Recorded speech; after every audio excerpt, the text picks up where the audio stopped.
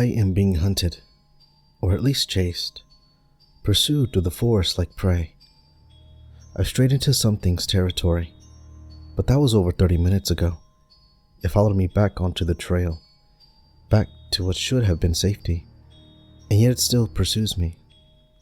I haven't seen it yet, but then again, I haven't looked back. Another massive branch crashes to the floor, and another.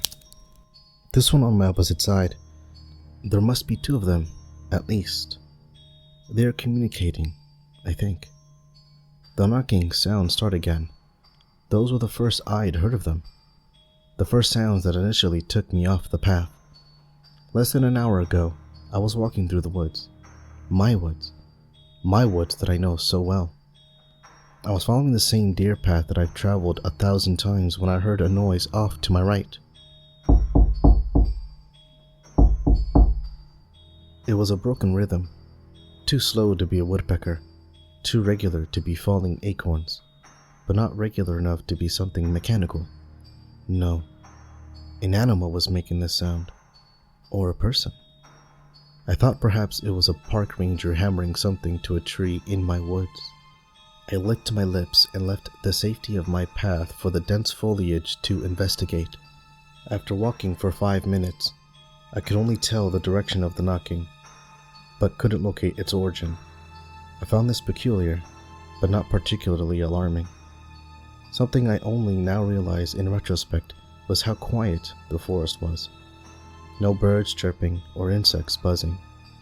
Everything was so still except for the gentle rustling of the wind through the dense summer leaves. Out of the corner of my eye, I spotted a man peering over a boulder at me, only his head and shoulders visible.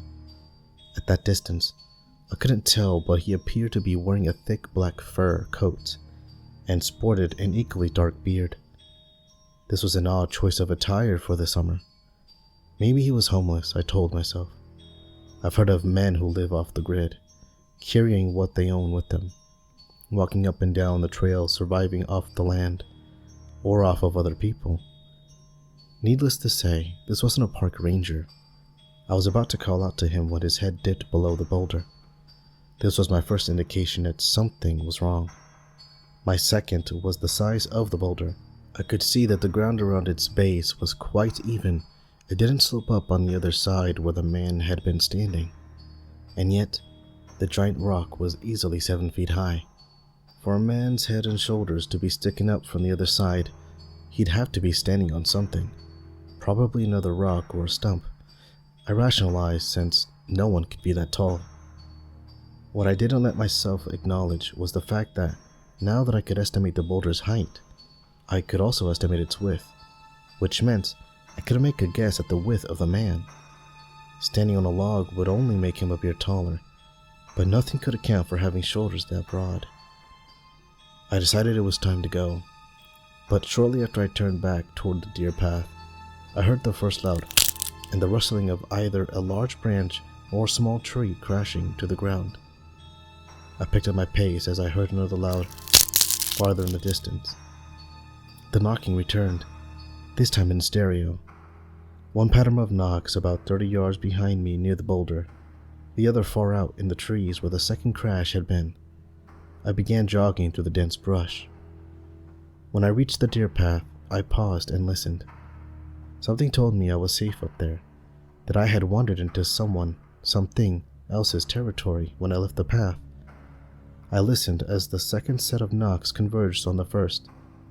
The forest was silent other than these sounds, and then they stopped. I waited for a minute to see if they'd return.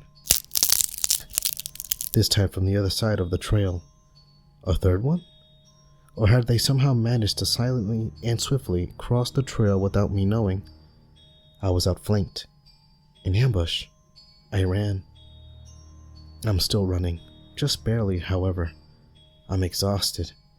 The loud cracks and crashes are on both sides of me, just behind me and only meters away. I'm so close to home, but I know I won't make it. That's fine. Let them catch me. Let the anticipation be over. Oh, but there's my home. My den. I can almost see it. I know it's right around the bend, a little ways off the path. I pick up my pace, reinvigorated by the chase. But it's no use. With my home in sight, I hear a massive figure rip through the underbrush and onto the path behind me. I'm on my rocky lawn, at the mouth of my cave. A massive hand wraps around my shoulder. Powerful, hairy fingers stretch all the way across my chest. The hand attempts to spin me around, to lift me up. My talons dig into the loose stone and soil below. I steady myself and shrug my shoulder forward, causing the massive creature to lurch as I spin and catch it by the throat, my sharp claws slicing through its supple flesh. The creature's eyes grow wide with shock and pain in its last moments. It looks almost human, but no, he's much better than a human.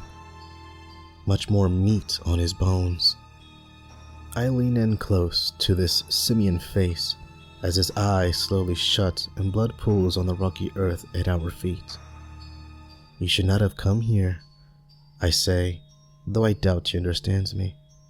Yes, you are the mighty Sasquatch, but I am the Wendigo, and these are my woods. The forest is filled with the anguished howls of his kin, watching helplessly from the surrounding trees as I take the first bite.